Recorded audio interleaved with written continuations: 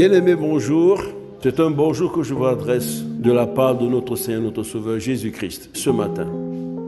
Bien-aimés, dimanche dernier, le Seigneur a commencé à nous enseigner sur les 7 choses qu'il déteste et qu'il a en horreur, selon Proverbe 6, versets 16 à 19. La première chose dont il nous a avertis est de nous éloigner de l'orgueil, qui est destructeur de 2 choses, de la relation saine que nous devions avoir avec lui, le Père, et destructeur également de la relation que nous devions avoir avec notre prochain. D'accord? Parce que Dieu peut passer par ton prochain, qu'il a créé à son image pour te bénir. On se comprend?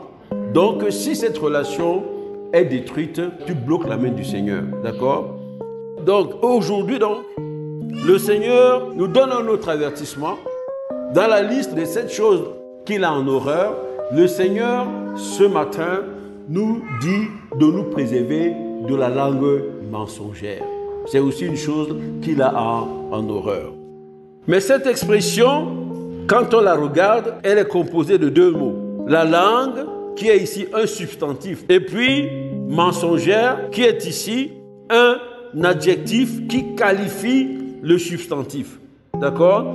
Parce qu'on dit langue, c'est un substantif, mais comment est cette langue mensongère? Mensongère est un adjectif qui qualifie le substantif langue. Pour dire au total que la langue mensongère, c'est la langue qui dit des mensonges. Pour comprendre le contour de cette expression, langue mensongère, nous allons aborder ce thème en 3 volets. Premier volet, ce sera l'importance de la langue. Nous allons voir sa nature, son rôle et son pouvoir. Deuxième volet, nous allons voir le mensonge. Nous allons voir la nature du mensonge. Nous allons relever et rappeler que le diable est le père du mensonge. Et en 3e lieu, nous allons insister sur le fait que le mensonge est un péché. On se comprend. Et le 3e volet, ce sera de voir comment préserver sa langue du mensonge. Bien-aimés, premier volet, l'importance de la langue. Quand on parle de la langue, on voudrait bien savoir quelle est sa nature. Au plan physiologique, la langue est un organe placé dans la cavité buccale, c'est-à-dire dans la bouche, et ce n'est pas par hasard. C'est l'un des plus petits organes de notre corps. Et quel est son rôle en réalité? La langue dispose de ce qu'on appelle les papilles gustatives. La langue, à cause de cela, joue un rôle important dans le goûter. C'est en réalité, n'est-ce pas, l'organe du goûter. Le goûter, c'est l'un des 5 sens. Les sens sont là pour nous connecter à l'extérieur, à l'environnement. La langue joue un rôle également dans la mastication parce qu'il y a des glandes, d'accord, sous la langue. Quand on mâche la nourriture, on peut mâcher plus aisément, d'accord? Ok.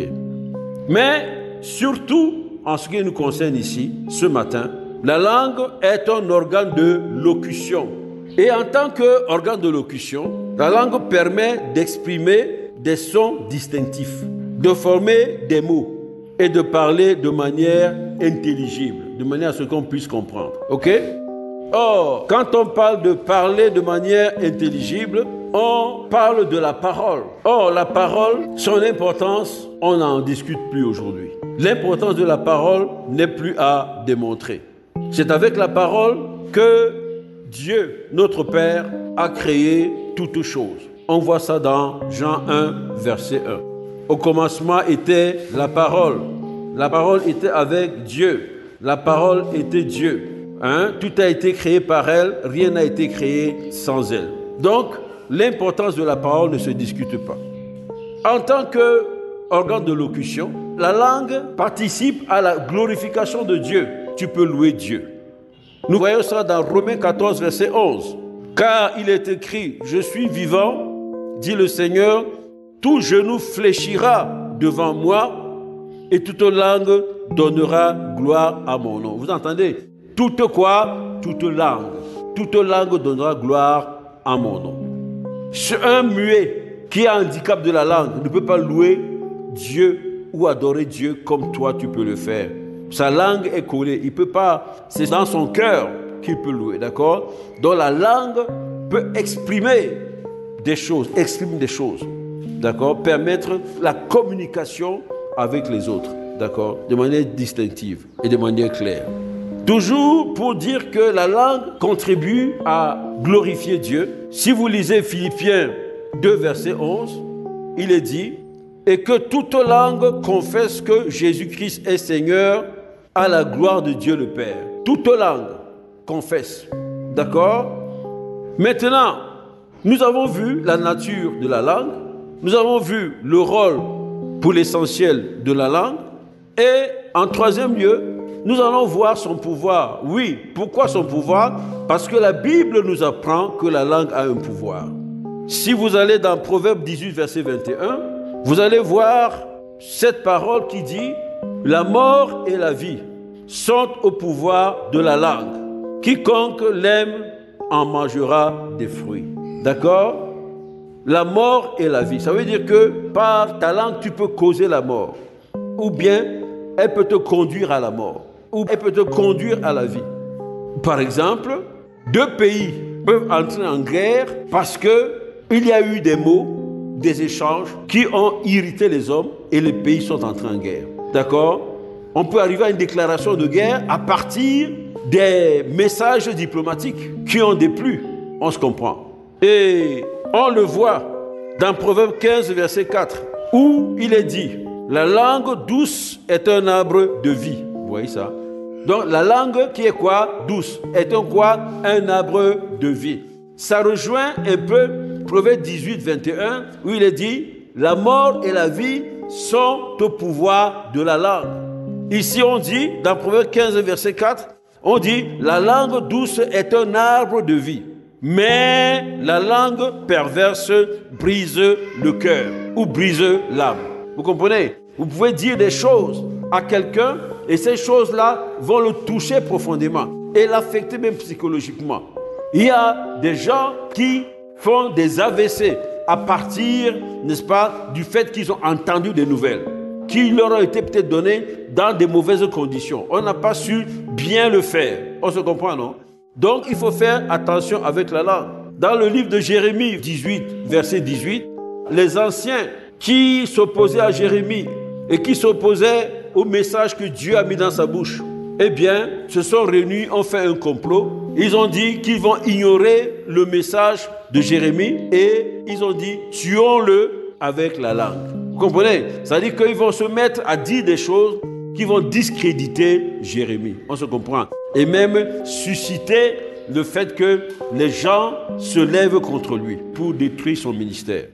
Donc, voilà pour ce qui est brièvement ramassé l'importance de la langue. Maintenant, vous ne serez plus surpris que Dieu prenne la langue au sérieux. On se comprend, non? Vous ne serez plus surpris que Dieu accorde autant d'importance à la langue. Il est la langue mensongère parce qu'il sait ce qu'il a placé dans la langue, n'est-ce pas, les capacités constructives ou destructives de la langue. C'est pour ça qu'un bon chrétien doit faire des déclarations. On se comprend? Vous devez faire des déclarations. Il y a la prière, il y a le jeûne, il y a la lecture de la parole, mais il y a aussi les déclarations. Seigneur, je te bénis parce que ce concours est le mien. Je te bénis parce que le succès est le mien. Tu ne vas pas dire, Seigneur, donne-moi le succès. En réalité, c'est-à-dire que c'est dans ta nature, c'est dans tes droits, c'est dans ton héritage de réussir. Je te bénis, Seigneur, parce que tu as fait de moi le premier et non le dernier. Tu as fait de moi la tête et non la queue, d'accord, etc., etc. Et je te dis merci pour le succès que tu m'as déjà donné dans ce concours ou dans cet examen. On se comprend, non? Donc, pourquoi? Parce que la mort et la vie sont au pouvoir de la langue. Celui qui l'aime en mangera des fruits. Donc, la langue est importante. Maintenant, c'est quoi le mensonge? Le mensonge est une contre-vérité. Le mensonge est ce qui est opposé à la vérité. Or, la vérité est quoi? La pensée de Dieu. La vérité, ici, au plan spirituel, c'est la pensée de Dieu. Et Dieu n'est pas tenté par le mal. On se comprend, non? C'est-à-dire, dans la pensée de Dieu, Dieu n'est pas tenté par le mal. Et comme Dieu n'est pas tenté par le mal, donc le mensonge qui est contraire à la justice de Dieu, lui, il est ancré dans le mal. Je suis en train de vous dire, dans ce deuxième volet, que le mensonge, je vous parlais du mensonge qui avilit et nous éloigne de Dieu. La question, c'est de savoir pourquoi le mensonge nous avilit et nous éloigne de Dieu. Il faut en être conscient. Parce que dans sa nature, le mensonge est une contre-vérité. Le mensonge est ce qui est contraire à la vérité. Or, la vérité, c'est la pensée de Dieu. Et Dieu n'est pas tenté par le mal. Donc, ça veut dire que, en fait, c'est le mensonge qui lui est ancré dans le mal. De ce fait, le mensonge relève du diable. On se comprend? Parce que tu te dis, pourquoi le frère Keller est-il en train de me dire que le mensonge qui avilit et nous éloigne de Dieu? Et il y a des mensonges qui m'ont permis de sortir dans des situations que je croyais très difficiles. Vous comprenez ce que je veux dire? Etc., etc. Non, même si tu as utilisé le mensonge et que tu as eu l'impression que tu as eu un succès, il faut savoir que le mensonge est une émanation du mal. Et que la parole de Dieu nous apprend que c'est le diable qui est le père du mensonge. Il t'a permis d'avoir un résultat, d'accord, mais il t'a amené à recourir à lui. Si tu recours au diable, tu ne peux plus être avec Dieu. Donc, le mensonge nous éloigne de Dieu. Vous avez compris? Ça nous avilit et ça nous éloigne de Dieu. C'est un enseignement très, très, très important. On va voir ça tout à l'heure.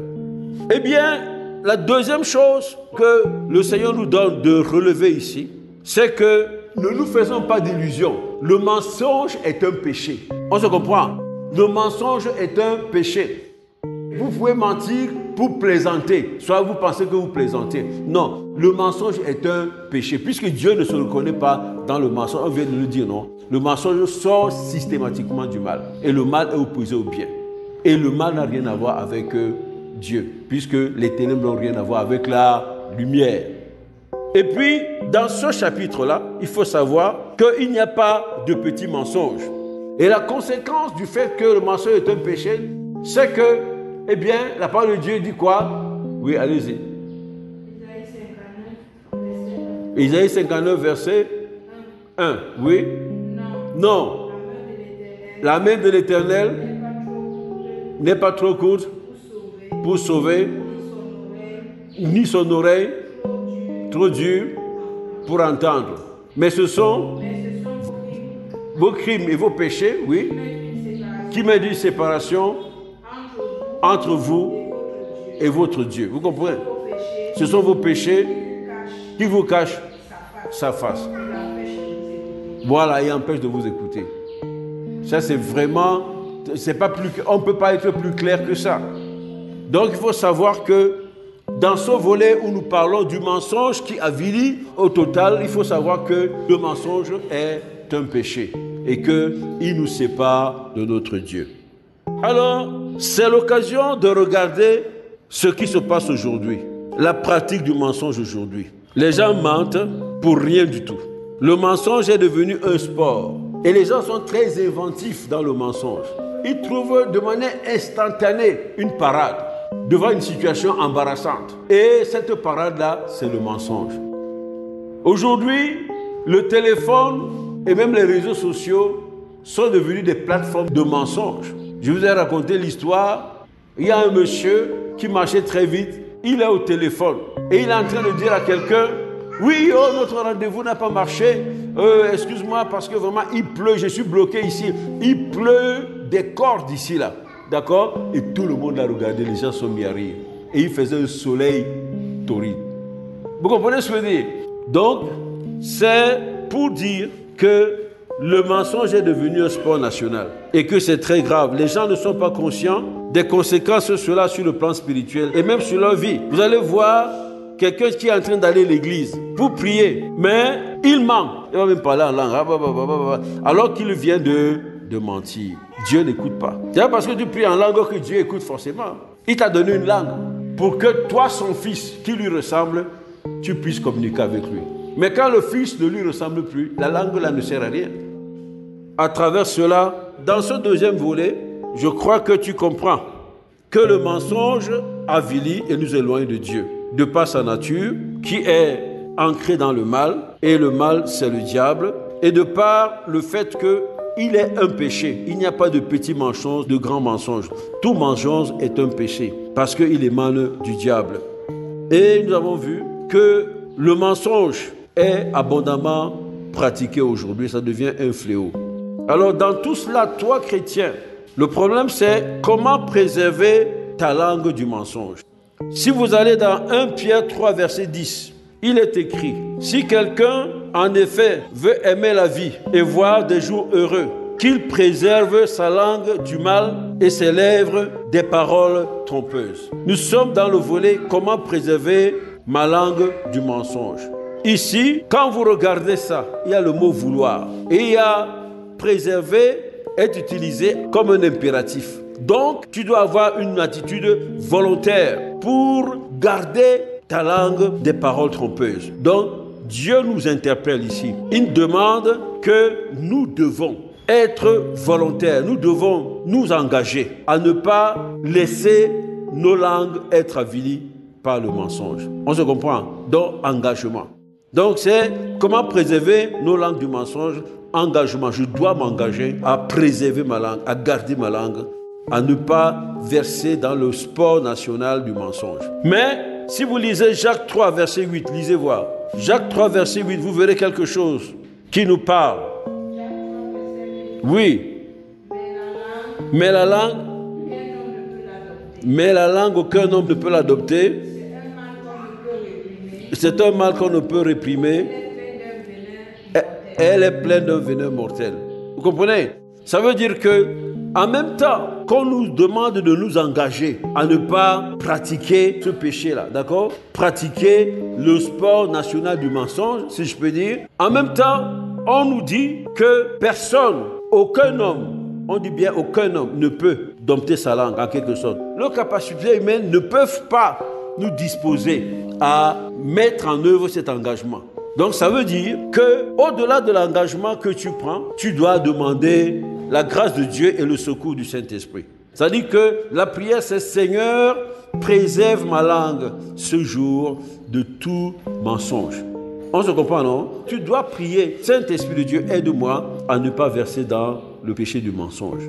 Et dans Jacques 3, versets 1 à 11, quand vous regardez tout ça, Jacques dit que nous devons savoir dompter notre langue. Ça veut dire que nous devons premièrement avoir conscience que c'est un danger. Parce que tu ne vas pas dompter quelque chose, n'est-ce pas, qui ne te dérange pas. Donc tu dois te rendre compte que, en fait, il y a un danger dans cette affaire.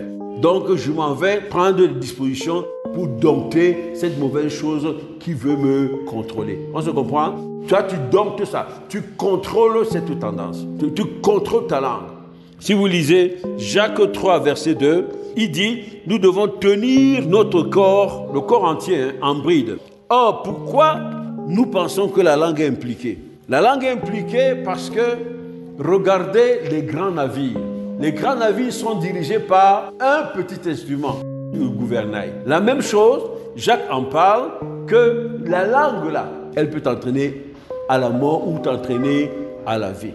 Donc tu dois brider ta langue, comme on le voit pour les chevaux. On met un mors et on le tient et on peut donc diriger le cheval à gauche ou à droite. On se comprend? En résumé, nous avons vu ce matin que la deuxième chose parmi les 7 dont Dieu nous parle, qui sont des choses que notre Père déteste. Après avoir vu les yeux hautains ou l'orgueil, ce matin, nous avons vu la langue mensongère. Et nous avons compris que la langue qu'on peut mépriser ou négliger est un organe qui est très important parce qu'il peut nous conduire à la mort ou à la vie. Si vous avez un enfant et que chaque jour vous l'insultez, vous dites tu ne seras rien, tu ne seras pas ceci, tu ne seras pas cela, ce que tu es en train de dire va impacter sa vie. Mais si tu dis que tu es un enfant intelligent, Dieu t'a béni, Dieu te connaît, etc., tu réussiras, etc., tu es le premier, non le dernier, etc.